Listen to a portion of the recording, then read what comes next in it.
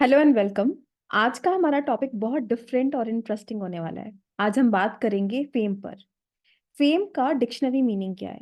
Fame means when you are famous and recognised for your achievements and for your skills.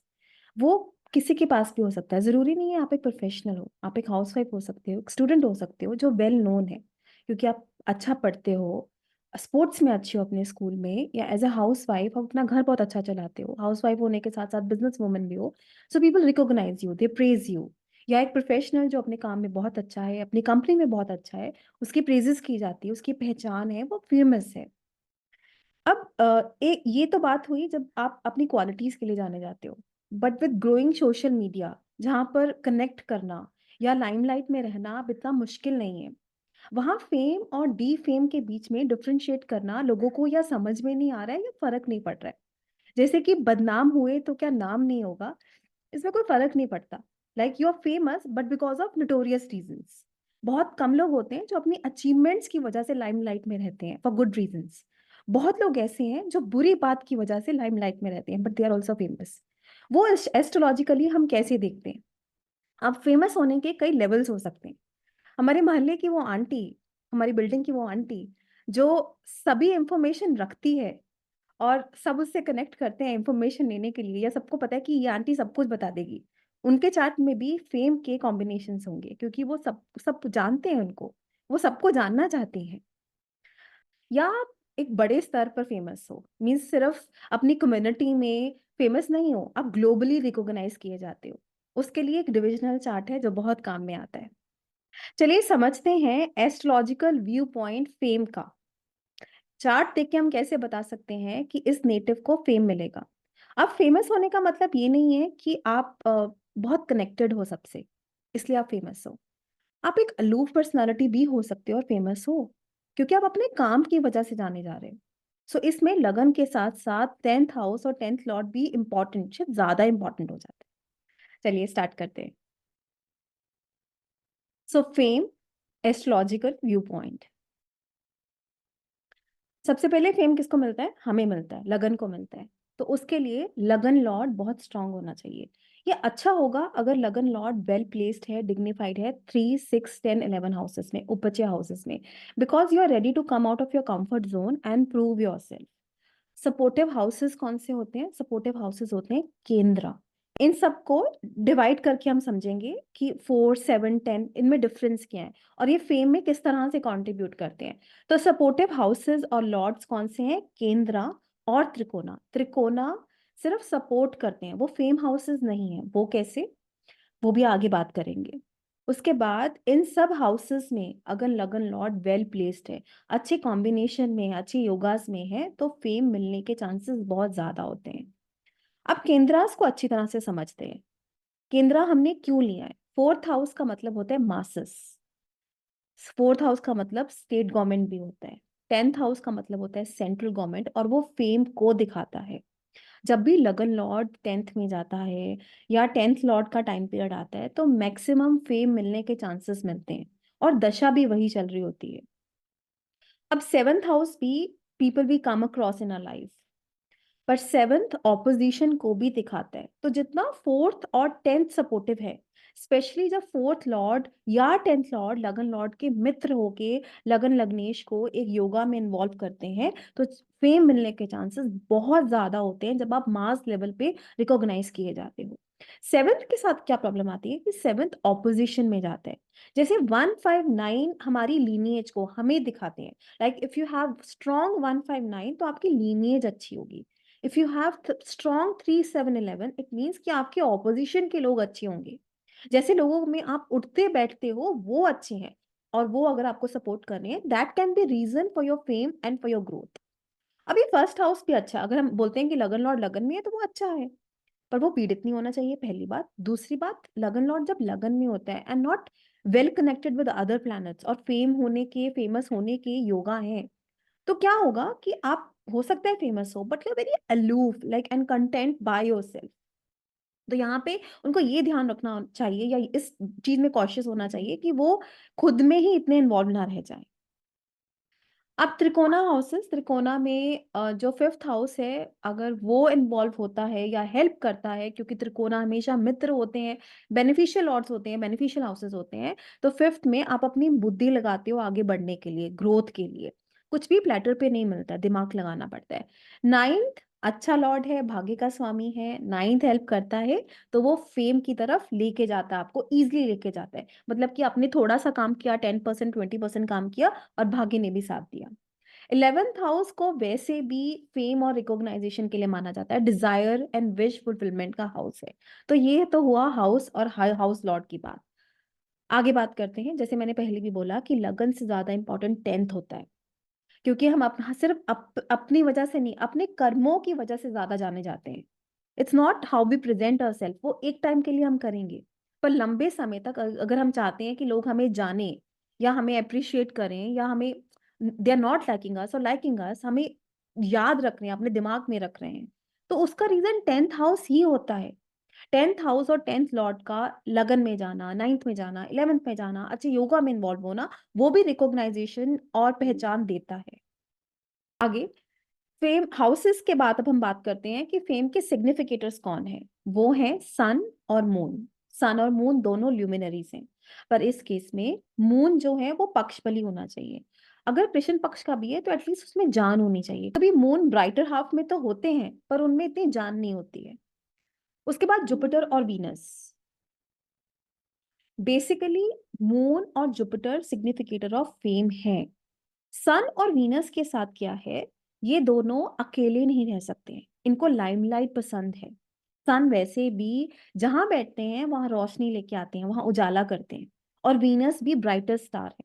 अगर सन Venus का connection tenth से या लगन से होता है, people naturally get attracted towards you, आपको अनदेखा करना मुश्किल सा हो जाता है। उसके बाद फेम का मतलब है माया। अब जब माया की बात आती है तो इन सबको पीछे कर देंगे राहु। राहु किसी योगा में पॉजिटिवली इन्वॉल्व हो जाएं, तो वो उस फेम को ग्लोबल लेवल पर लेके जाते हैं, जो किसी ने सोचा भी ना हो। बेसिक को कभी नहीं भूलना है। जब भी हम योगा की कॉम्बिनेशंस की बात कर रहे हैं, इसका मतलब ये है जिस हाउस में वो कॉम्बिनेशन बन रहा है उसका डिस्पोजिटर बहुत स्ट्रांग होना चाहिए। अगर लगन लॉर्ड टेंथ में वेल प्लेस्ड है, और टेंथ लॉर्ड भी लग्नेश का मित्र होके अगर स्ट्रांग है, तो फेम की प्रोबेबिलिटी बहुत हाई होगी, और वो फेम लंबे समय तक चलेगा। लग्नेश अगर D9 में भी फ्रेंडली या सौम्य राशि में है, इधर आप टेंथ लॉर्ड को भी लोगे, तब भी फेम इन कंटिन्यूटी रहेगा। इधर हम लंबे फेम की बात कर रहे हैं, क्योंकि छोटा फेम या कुछ समय के लिए फेमस होना आजकल वैसे भी मुश्किल नहीं है। इसमें फ्रेंडशिप और एनिमिटी रूल बिल्कुल नहीं भूलना है। और अगर हम साइंस की बात करें तो लियो और कैंसर दोनों साइन लाइमलाइट में रहने की बात करते हैं। वैसे भी अगर किसी का कैंसर राइजिंग या लियो राइजिंग है, उनको भी फेम इजिली मिल जाता है। योगा की बात करें तो अगर केंद्र त्रिकोण राजयोग हो, that helps you in to be in limelight for very long time. और अगर लगन से या टेंथ से शुभ अधि योग बने, क्या होता है, अगर लगन से छठे में, सातवें में और आठवें में, तीनों घरों में एक एक बेनिफिक प्लैनेट है, तो वो शुभ अधि योग होता है। और अगर टेंथ से भी मतलब थर्ड हाउस में, फोर्थ हाउस में, फिफ्थ हाउस में एक एक बेनिफिक प्लैनेट है, तो ये अधि योग भी प्रमोट करता है आपकी ग्रोथ के लिए। अब जब फेम अनदर लेवल पर चाहिए, क्योंकि ऐसे कॉम्बिनेशन आपको बहुत सारे चार्ट्स में मिल जाएंगे, फिर ऐसे लगेगा कि शायद ये काम नहीं कर रहा है, पर ग्लोबल फेम के लिए D60 बहुत ज्यादा इंपॉर्टेंट है। इनफैक्ट कई सेलिब्रिटी चार्ट्स का अगर BTR करना हो या एक्यूरेसी ऑफ टाइमिंग पर जाना हो, तो D60 इज द चार्ट जहां से पता चलता है कि इनको इतना फेम क्यों मिला। अब कौन है जो फेम से भागता है। जब हमने बोला कि सन और वीनस हैं जो लाइमलाइट में रहना चाहते हैं, वो अकेले नहीं रह सकते हैं। केतु और सैटर्न है, वो लीस्ट बॉदर्ड हैं। उनको लगता है कि हाँ, we are done with the work, ये हमारा काम था, हमने कर लिया, लीव अस अलोन। पर जब सैटर्न फेम देने पर आते हैं, वो अच्छे लॉर्ड होके, मान लीजिए वो नाइन्थ लॉर्ड है, टेंथ लॉर्ड है, वो इस कॉम्बिनेशन में इन्वॉल्व हैं, तो वो दे ही make sure that you are liked by masses, क्योंकि वो सप्तम भाव में उच्च के होते हैं। अब फोर्थ हाउस भी मासेस को ही दिखाता है और टेंथ हाउस क्लासेस को दिखाता है। ये दो डिफरेंट बातें हैं, when you like by masses and when you like by classes, क्योंकि टेंथ गवर्नमेंट का है, अथॉरिटी का है। फेम के बाद हम बात करते हैं डी फेम की। अगर असेंडेंट लॉर्ड या टेंथ लॉर्ड, हमने अच्छे हाउसेस की बात की, अब बुरे हाउसेस की बात करते हैं। हम बोल रहे हैं छठे भाव में, आठवीं बार में, 12वें भाव में। 12वां तो वैसे ही आइसोलेशन को, लॉस को दिखाता है, यहाँ पे वो पीड़ित है। तो अब रेपुटेशन खराब हो रही है, लाइफ में एडवर्सिटीज आ रही है, कोई आपको पहचानता नहीं है, आइसोलेशन में, अपने ही दुखों में, अपनी ही प्रॉब्लम्स में रह रहे हो। 8th और 12th को तो वैसे भी अकेलेपन का माना जाता है। हैविंग सेड दैट, अगर यही हाउसेस 6, 8 और 12 हाउसेस, जिनको हम इतना बुरा बुरा बोल रहे हैं, जो हाउसेस हैं वो हमारे प्लेग्राउंड है। हमने बोला कि छठा शत्रुता को दिखाता है, लड़ने को दिखाता है, अष्टम भी निंदा को दिखाता है, और 12वां तो आइसोलेशन ही है। पर छठा ये भी तो बताता है कि अगर छठे में अगर कोई अच्छा योग बन रहा है, वहां से जब आपको फेम मिलेगा तो आप दुश्मनों को हरा के आगे जा रहे हो। अगर अष्टम से फेम मिल रहा है, इसका मतलब है रिसर्च वर्क में, मे बी एस्ट्रोलॉजी एस्ट्रोलॉजी की वजह से फेम मिल रहा है, या स्पिरिचुअल प्रैक्टिसेस की वजह से। 12th में फॉरेन में जाके एक ऐसा फेम मिला that you are recognised globally, कि उस देश की लेडी है, उस देश का ये आदमी है। तो इस तरह से हाउसेस को देख के बुरा बुरा नहीं बोल देना चाहिए। हो सकता है बुरा योगा 10th या 9th में ही बन रहा हो, then because of your lineage, because of your action, आपको defame मिल रहा है। So remember that houses are important, but yogas become more important than houses. अरुधा लगन, फेम की बात की है, तो अरुधा लगन बोलता है कि how people are perceiving you. अगर अरुधा लगन में एक डिग्निफाइड प्लैनेट बैठा है, तो आप उस प्लैनेट के सिग्निफिकेशन की वजह से ही जाने जाओगे। अगर अरुधा अरुधा लगन में कोई प्लैनेट नहीं है, तो उसके केंद्र में हमें डिग्निफाइड प्लैनेट चूज करना है। वो मित्र राशि का हो, अपनी राशि का हो, और स्ट्रांग हो। अगर वो वीक है तो ये अच्छी बात नहीं है। एक एग्जाम्पल चार्ट से समझते हैं। चार्ट सचिन जी का है, इस चार्ट पे बात करते हैं। सबसे पहले हम लगन से स्टार्ट करेंगे। जो लगन लॉर्ड है वो छठे में गया है। हमने बोला था कि they want to prove themselves, they want to do something.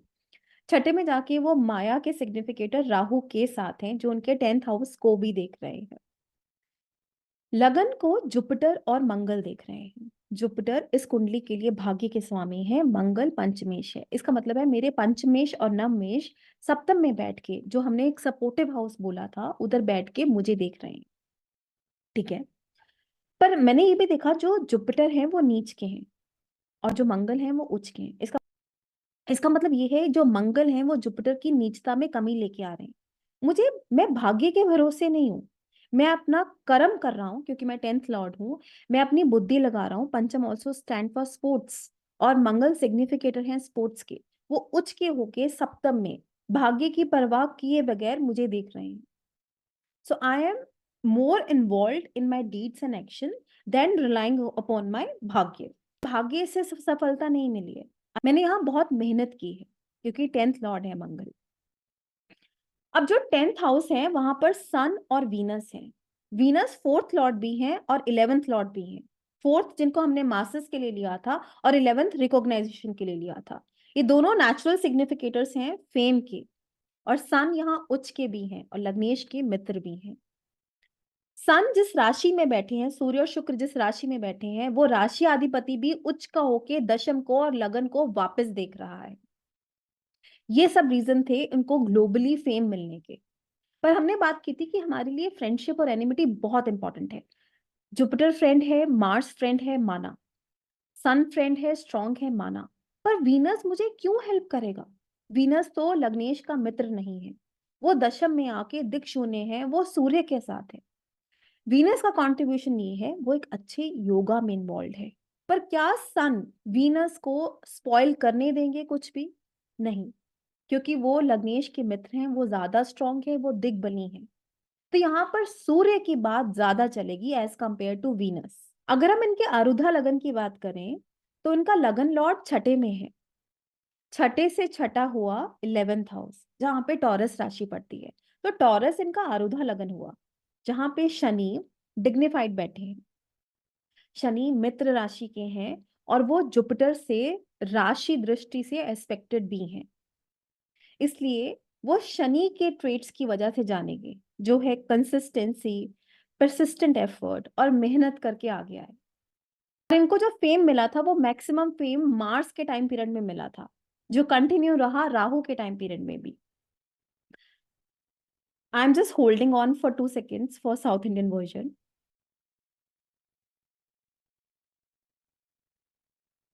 एक और चार्ट की बात करते हैं, रजनीश जी के चार्ट की। इनको फेम भी मिला, उस फेम की वजह से कई स्ट्रगल्स और प्रॉब्लम भी आई। अब इनका जो फेम का हाउस है या रीजन है वो क्या बना, वो अष्टम भाव और सेजिटेरियस राशि बनी। दोनों स्पिरिचुअलिटी और धर्म को दिखाते हैं। लगन लॉर्ड अष्टम भाव में सम राशि के हैं, वहां पर उनकी एसोसिएशन मरकरी और सैटर्न के साथ है। मरकरी और सैटर्न फिफ्थ और नाइन्थ लॉर्ड हैं, जो कि दोनों सपोर्टिव लॉर्ड्स हैं, और सैटर्न 10th लॉर्ड होने के साथ साथ योग कारक प्लैनेट है इस लगन के लिए। तो वीनस की एसोसिएशन मरकरी और सैटर्न के साथ बहुत अच्छी हुई जब मुझे फेम चाहिए। और मेरा 4th लॉर्ड पर जो मेरा शत्रु है वो सप्तम में बैठ के स्कॉर्पियो राशि से मेरे लगन को देख रहा है। एसोसिएशन तो मेरी हो गई मरकरी और सैटर्न के साथ, पर वहां पर मून और मार्स भी हैं, जो इस कुंडली के लिए कारक प्लैनेट नहीं है। एक 3rd लॉर्ड है और मार्स 12th लॉर्ड भी है। वो बने थे प्रॉब्लम्स के रीजन। मेरे 4th लॉर्ड ने, वो भी सूर्य ने, जब सप्तम में बैठ के मुझे देखा, उसने मुझे फेम तो दिया, पर उसने मेरी लाइफ में बहुत सारी ट्रबल्स भी ऐड की, and that too because of Scorpio reasons. But he was very famous because of the Sagittarius traits, जो कि अष्टम में पड़ रहा है। अगर आप इनका अरुधा लगन देखो तो वो लगन लॉर्ड अपने से अष्टम गया है। अगर मैं 8 से 8 देखती हूँ तो वो बनता है 3rd हाउस। यहाँ पर उच्च के बृहस्पति बैठे हैं, तो he was known for jupiterian traits only. But the thing is Jupiter वहां पर वक्री है, सो डोंट फॉरगेट दैट। तो इनका जो थिंकिंग प्रोसेस था वो डिफरेंट और हटके था, और सबकी समझ में नहीं आता था। नेचुरली जितने स्ट्रॉन्ग लगन लॉर्ड, 10th लॉर्ड, सन, वीनस जैसे प्लैनेट्स आपके चार्ट में होंगे, उतना इजीली आपको फेम मिलेगा। और अगर यही प्लैनेट्स एक बैड कॉम्बिनेशन में इन्वॉल्व हो जाएं, एक बुरे भाव में हो, तो उन्हीं वजह से आपको डी फेम मिलता है। सेम चार्ट इन साउथ इंडियन वर्जन।